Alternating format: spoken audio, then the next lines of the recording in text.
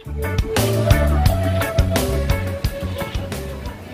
teman-teman, saya lagi di Stanley Beach di Hong Kong ya. Ini adalah cita-cita impian saya dari dulu, yang dimana saya melakukan pekerjaan yang dulu banyak sekali orang tidak mau lakukan dan tidak mau kerjakan. Tapi sekarang bisa saya lakukan di mana orang lain tidak bisa melakukan seperti saya. Jadi saya bisa kapanpun saya pergi, saya suka mau. Seperti salah satunya adalah liburan saat ini. Nah, untuk bisa mencapai itu perlu beberapa hal yang saya mau share di sini, yang gimana sih kita bisa mendapatkan ya kebahagiaan yang sebenarnya, yaitu pada saat kita menjalankan NIG.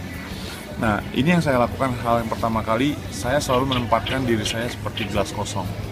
Jadi setiap kali saya mau belajar sesuatu, saya benar-benar meninggalkan rasa tahu saya yang sebelumnya. Saya membuat diri saya benar-benar seperti kertas putih bak seorang atau seperti anak bayi yang baru lahir. Nah, di situ saya mendapat esensinya, karena kalau saya masih menggunakan pikiran saya, logika saya, asumsi saya, dan menurut saya adalah cara yang paling benar, saya tahu di situ saya tidak bisa mendapatkan pelajaran yang dimana saya bisa aplikasikan di sini. Dan itu menjadi syarat modal utama. Poin pertama yang saya selalu share sama teman-teman, gimana kita untuk bisa melakukan empty cup. Nah, pemahaman yang kedua yang saya selalu share ke teman-teman yaitu adalah semua masing-masing dari kita harus punya alasan yang kuat kenapa kita melakukan apa yang kita lakukan sekarang itu, apapun itu, termasuk saya konsentrasinya sekarang ini mengerjakan NIG. Nah, saya percaya bahwa Tuhan ciptakan manusia itu tidak ada yang sia-sia. Setiap orang punya potensi yang sangat besar untuk dirinya.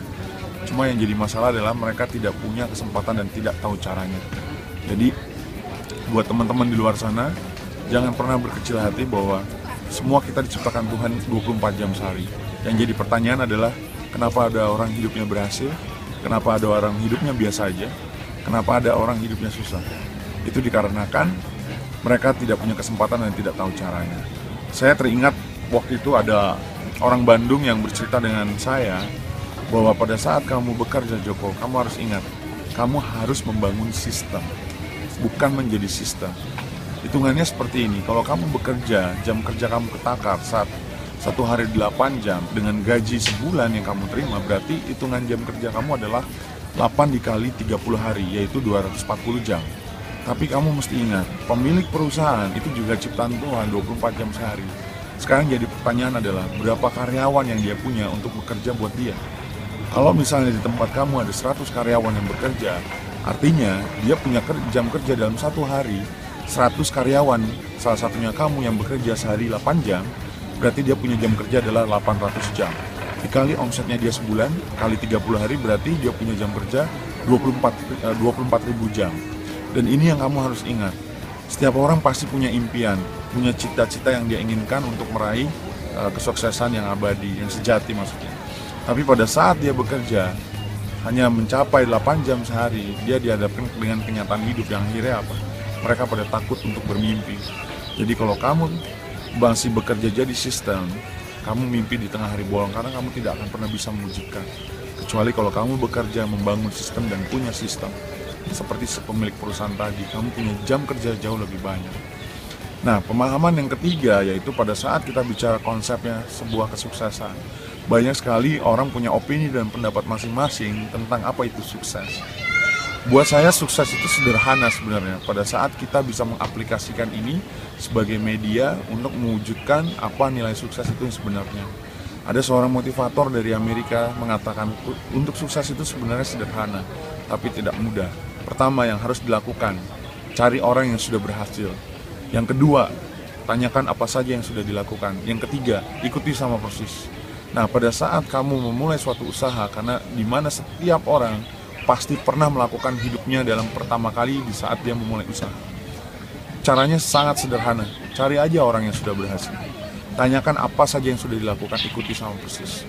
Nah, mindset atau mentality yang dipakai di sini adalah, saya selalu menggunakan mentality mindset seorang Rudy Hartono.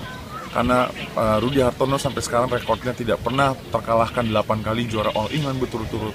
Dan ini yang dia lakukan. Pada saat dia berlatih, dia selalu membuat itu seperti pertandingan final. Tapi pada saat dia pertandingan final, dia membuat itu menjadi sebuah latihan sehari-hari. Nah, yang terakhir, poin yang ingin saya sampaikan adalah tentang musuh kita sebenarnya. Apapun yang kita lakukan, kita pasti punya kompetitor atau musuh.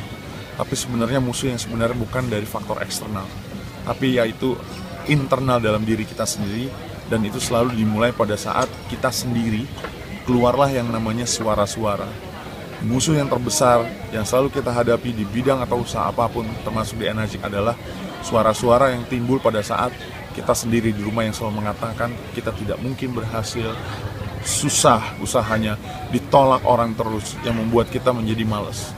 Nah, pada saat Anda sudah punya pikiran seperti ini, Anda selalu ingat bahwa ini semua kamuflase yang kita ciptakan sebenarnya tidak ada.